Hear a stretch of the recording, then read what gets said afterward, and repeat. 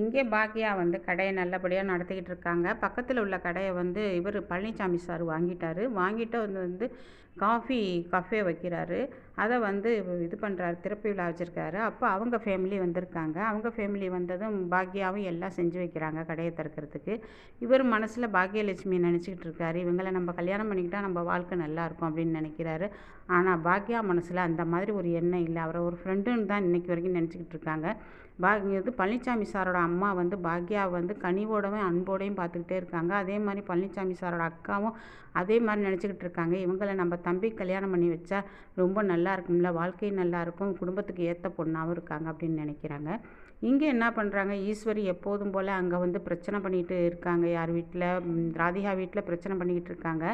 இங்கே ராதிகா வீட்டுக்கு பாக்யா வந்து ஈஸ்வரிக்கு சாப்பாடு கொண்டு போகிறாங்க. பாக்யா ராதிகா வீட்டுக்கு ஈஸ்வரிக்கு சாப்பாடு கொண்டு போகிறாங்க. அப்போ கதவை தட்டுறாங்க. அப்போ கதவை தட்டும் போது ராதிகாவோட அம்மா யாருன்னு பார்த்துட்டு பாக்யாவை பார்த்ததும் ரொம்ப முறைச்சி பார்க்குறாங்க. இவங்க வந்து இதையுமே கண்டுக்காமே உள்ளே போய் ஈஸ்வரிக்கு சாப்பாடெல்லாம் கொடுத்துட்டு வெளியே வர்றாங்க. இதை பார்த்துட்டு ராதிகா வந்து கோவமாக வந்து இங்கே ஏன் அடிக்கடி வர்றீங்க, நீங்கள் இங்கே வராதிங்க அப்படின்னு சொல்கிறாங்க. ஏன் எங்கள் அத்தை இங்கே இருக்காங்க, அதனால் நான் சாப்பாடு கொண்டு வரேன், உங்களுக்கு எதுவும் நான் டிஸ்டர்ப் பண்ணுறேன்னா அப்படின்னு கேட்குறாங்க.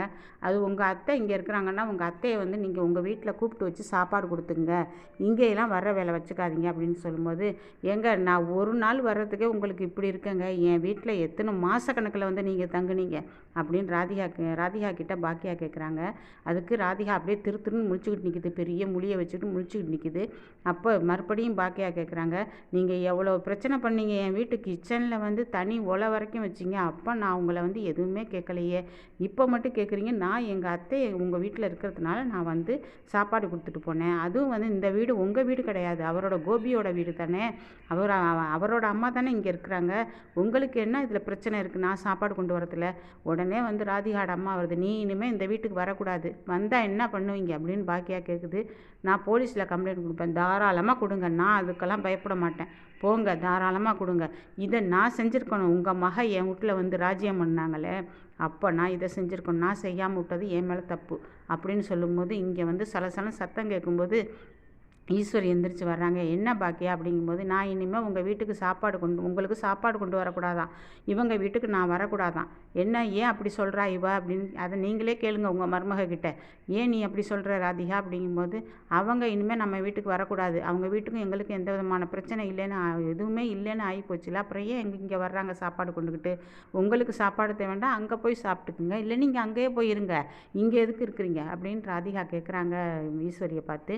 அப்போ ஈஸ்வரி கேட்குறாங்க, உனக்கு வெக்கமாகவே இல்லையா அதை சொல்கிறதுக்கு, நீ எல்லாம் வந்து கேள்வி கேட்குற பாக்கியா பார்த்து, ஏன் நீ வெக்கமாகவே இல்லை உனக்கு, நீ எப்படி வந்து இதை கேட்கலாம், நீ வந்து எத்தனை மாத கணக்கில் அங்கே வந்து தங்கியிருந்த, எப்படி திண்ட, எப்படி உண்ட, அங்கே இருந்துக்கிட்டு நீ எப்படி சமைச்சு கொடுத்த, என்ன ராஜ்யம் பண்ண, உனக்குன்னு தனி ரூமு, அவள் வந்து எனக்கு சாப்பாடு கொடுக்கறது உனக்கும் உன் அம்மாவுக்கும் பிடிக்கலையா அப்படின்னு கேட்கவும் ராதிகாவுக்கு ரொம்ப அசிங்கமாக போச்சு. அசிங்கமாக போனவுடனே அங்கேருந்து கோபி வர்றாரு. என்ன அப்படின்னு கேட்குறாரு. ராதிகா அது மாதிரி சொல்லவும் ராதிகா கிட்ட கேட்குறாரு, ஏன் ராதிகா, எனக்கு உடம்பு சரியில்லைன்னு நான் பாக்யா வீட்டுக்கு போனேன், அப்போ நீ என்ன பண்ணியிருக்கணும், உங்களுக்கு தான் உடம்பு நல்லா போயிடுச்சுல, வாங்க நம்ம வீட்டுக்கு போகலாம், நீ ஏன் அப்போ கூப்பிடலை, அப்போ அங்கே மட்டும் நம்ம தங்கலாம், அவள் மட்டும் இங்கே சோறு கொண்டு வரக்கூடாது, இனிமேல் பாக்கியா இங்கே சாப்பாடு கொண்டு வரக்கூடாது, அதை சொல்கிறதுக்கு நீ யார் அப்படிங்கிறாரு இவர் கோபி. அதை நீ சொல்லக்கூடாது, அவங்க மாமியாவுக்கு அவங்க கொண்டு வர்றாங்க, எனக்கும் அவங்களுக்கு தான் எதுவும் உறவும் இல்லை, ஒட்டும் இல்லை,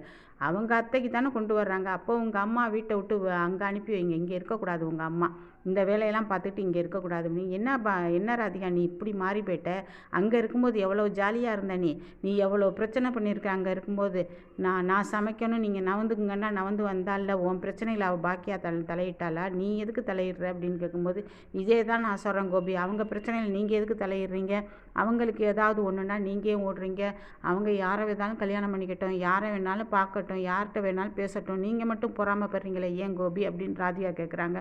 அது வேற இது வேற ராதிகா, அவங்க எங்கள் அம்மாவுக்கு சாப்பாடு கொண்டு வராங்க, அவங்க சாப்பாடு கொண்டு வரும்போது நீ வந்து பேசக்கூடாது, ஏன் வர்றாங்க எதுக்கு வர்றாங்கன்ட்டு, உங்கள் அம்மாவை ரொம்ப ஓவராக பேசுகிறாங்க, இதோட நிறுத்திக்க சொல்லு உங்கள் அம்மாவை, எங்கள் அம்மா விஷயத்தில் உங்கள் அம்மா தலையிட்டாங்கன்னா அப்புறம் வந்து வேறு கோபியை நீங்கள் பார்ப்பீங்க அப்படின்னு சொல்லிடுறாங்க. உடனே ராதிகாவுக்கு அவ்வளோ கோவம் வருது. விடு விடுன்னு கிளம்பி ரூமுக்கு போயிடுறாங்க. இங்கே எப்போதும் போல் வாக்கிங் போகுது பாக்கியா. வாக்கிங் போகும்போது கோபி கேட்குறாரு, என்னம்மா இவ்வளவு சீக்கிரத்துலேயே இவள் வாக்கிங் போகிறா, இவ்வளவு சீக்கிரத்துலேயே ரெஸ்டாரண்ட்டுக்கெல்லாம் போகிறாளே பாக்கியா அப்படின்னு கேட்குறாரு. அவள் எப்போதும் அப்படித்தாண்டா 4 மணிக்கே எந்திரிச்சிருவா, எந்திரிச்சு வேலையெல்லாம் பார்த்துட்டு அவள் வேலையை பார்க்க ஆரம்பிச்சிருவா. ஆனால் 4 மணிக்கா அப்படின்னு சொல்லிட்டு இவர் என்ன பண்ணுறாரு, அதையே ஃபாலோ பண்ணுறாரு. பண்ணிவிட்டு மறுநாள் வாக்கிங் போகும்போது கேட்குறாரு, ஏன் பாக்கியா ஒரு நிமிஷம் நில்லு அப்படிங்கிற என்ன அப்படின்னு கேட்குறாங்க. நீ வந்து உன்னுடைய தொழில் ரகசியத்தை பற்றி எனக்கு கொஞ்சம் சொல்லிக் கொடு அப்படிங்கிறது. உங்களுக்கு வெக்கமாகவே இல்லையா என்கிட்ட வந்து கேட்குறீங்க? என்னையே தான் உங்கள் விஷயத்தில் தலையிடவே கூடாது, நான் ஒரு ஆளே இல்லை, நீ எல்லாம் என் பிஸ்னஸில் வந்து தலையிடுறியா, எனக்கு நீ போட்டியா அப்படின்லாம் கேட்டீங்க. நீ எல்லாம் ஒரு ஆளே கிடையாதுன்னீங்க. இப்போ என்கிட்ட வந்து நீங்கள் கேட்குறீங்க தொழில் ரகசியத்தை சொல்லுண்டு, உங்களுக்கு கொஞ்சம் கூட அறிவு இல்லையா அப்படின்னு சொல்லிட்டு அவங்க பாட்டுக்கு நடந்து போகிறாங்க. உனக்கு இருக்குது திமிரா உனக்கு அப்படின்னு கேட்குறாரு. மனசுக்குள்ளேயே நினச்சிக்கிறாரு. இவங்க பாட்டுக்கு நடந்து போயிட்டே இருக்காங்க. நடந்து போயிட்டு பழனிசாமி சார் வச்சுருக்கிற கஃபேக்கு போகிறாங்க. கஃபேயில் போய் உட்காந்து வியாபாரம் பண்ணுறாங்க. அங்கேயும் வியாபாரத்தை பார்த்துக்குறாங்க. ஏன்னா பழனிசாமி சார் அங்கே வரல. பழனிசாமி சாரோட அக்கா பையனுக்காக அதை திறந்து கொடுத்துட்டார் பழனிசாமி சார் வந்து அந்த கடையை வாங்கினதே வந்து பாக்கியாவுக்கு வந்து யாராலையும் தொந்தரவு வரக்கூடாதுன்னு தான் அந்த வந்து பாரையை எடுக்க வச்சார் கவர்மெண்ட்டுக்கு சொல்லி. இது பாக்கியாவுக்கு தெரியாது, அவர் தான் வந்து கடையை எடுக்க வச்சாருங்கிறது தெரியாது. இப்போ இந்த கடையை நடத்த போகிறார் பழனிசாமி சாரோட அக்கா பையன் தான் இந்த கடையை நடத்த போகிறாரு. இனி என்ன நடக்குதுன்னு பார்க்கலாம்.